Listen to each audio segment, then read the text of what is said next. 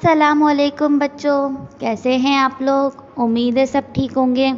بچوں میں مس ماہام۔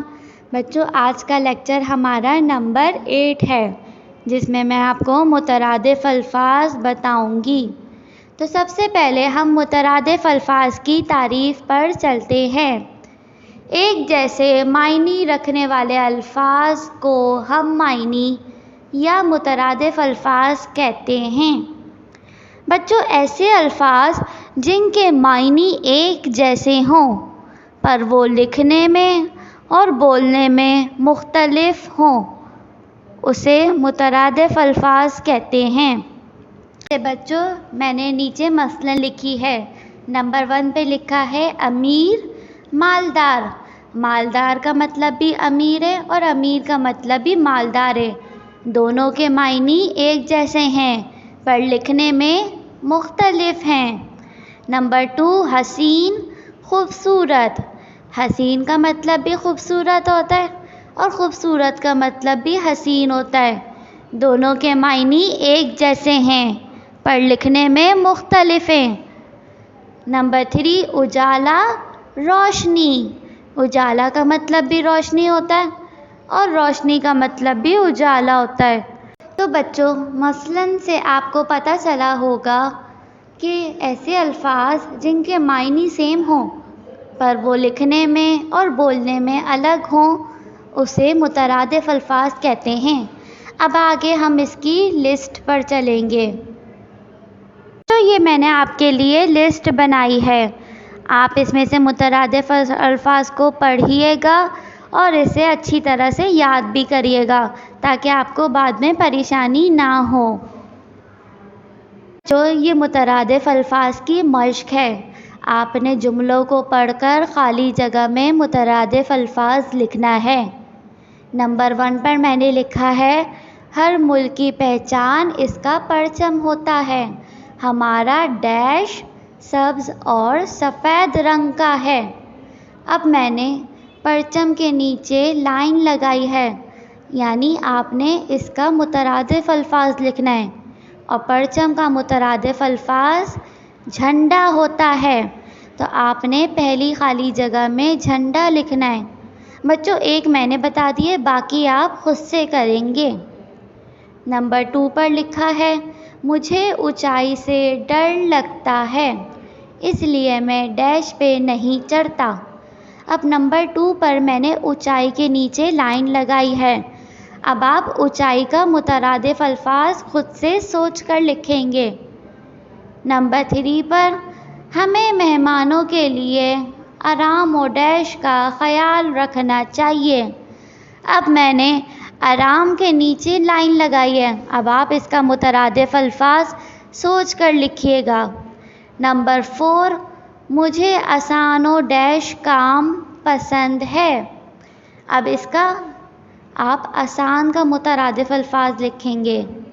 نمبر 5 وہ بہت بہادر ڈیش آدمی ہے، اب آپ نے بہادر کا مترادف الفاظ لکھنا ہے۔ نمبر 6 ہمیں فائدہ مند چیزیں کھانی چاہیے جو کہ صحت کے لیے ڈیش ہوں، اب آپ نے فائدہ مند کا مترادف الفاظ لکھنا ہے۔ تو بچوں یہ مشق آپ کاپی میں کریں گے، صاف ستھری لکھائی میں، اور پھر چیک کروائیں گے۔ بچوں ہمارا لیکچر نمبر 8 کا دوسرا ٹاپک ہے، جس کا نام ردیف اور قافیہ ہے۔ تو پہلے ہم ردیف سمجھیں گے، پھر بعد میں قافیہ۔ تو سب سے پہلے ہم ردیف کی تعریف پڑھتے ہیں۔ وہ مستقل کلمہ، کلمہ مطلب لفظ، یا کلمات، کلمات مطلب الفاظ۔ وہ مستقل کلمہ یا کلمات جو اشعار، اشعار مطلب شعر کی جمع ہے اشعار۔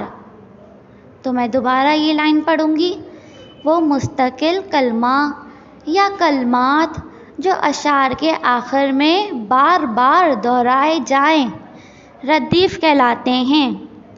اب میں اس کی مثلاً پڑھوں گی۔ مثلاً میں نے ایک شعر لکھا ہے، پہلے میں شعر پڑھوں گی اور پھر شعر میں ہم ردیف کو لائن لگائیں گے، انڈر لائن کریں گے۔ جیسے فقیرہ نہ آئے صدا کر چلے، میاں خوش رہو دعا کر چلے۔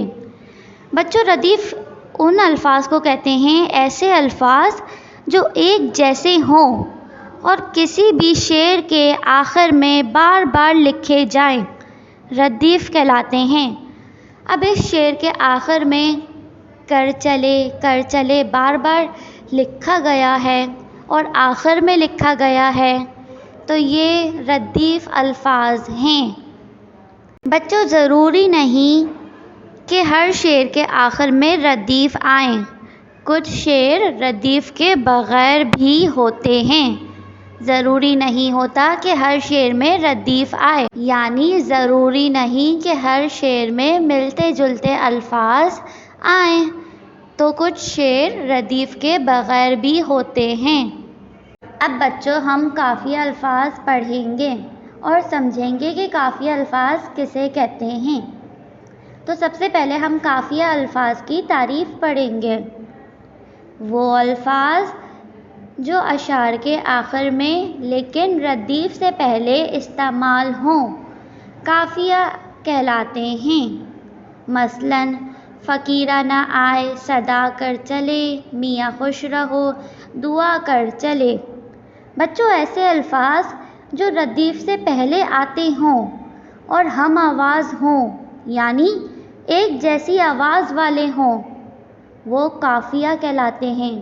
اور بچوں، قافیہ لکھنے میں ایک جیسے نہیں ہوتے، بس یہ ہم آواز ہوتے ہیں اور ردیف سے پہلے آتے ہیں۔ بچوں، ضروری نہیں قافیہ بھی ہر شعر میں موجود ہوں۔ جیسے بچوں، اس شعر میں صدا اور دعا ہم آواز الفاظ ہیں نا، اور ردیف سے پہلے آئے ہوئے ہیں، تو بچوں یہ الفاظ قافیہ الفاظ ہیں جو ردیف سے پہلے آتے ہوں اور ہم آوازوں ایک جیسی آواز والے ہوں، انہیں ہم قافیہ الفاظ کہتے ہیں۔ میں نے اس شعر میں قافیہ الفاظ کو انڈر لائن کیا ہوا ہے، ان کے نیچے لائن لگائی ہوئی ہے۔ بچوں، یہ ایک بند ہے۔ بند کسے کہتے ہیں؟ شعر کی 4 لائنوں کو بند کہتے ہیں۔ بچوں، یہ بند میں نے آپ کی کاروان اردو کی کتاب نظم پیارا وطن سے لیا گیا ہے۔ بچوں، آپ نے اس کے اندر ردیف اور قافیہ کے نیچے لائن لگانی ہے، ان کو انڈر لائن کرنا ہے، جو کہ میں نے آپ کو کر کے دکھایا ہوا ہے۔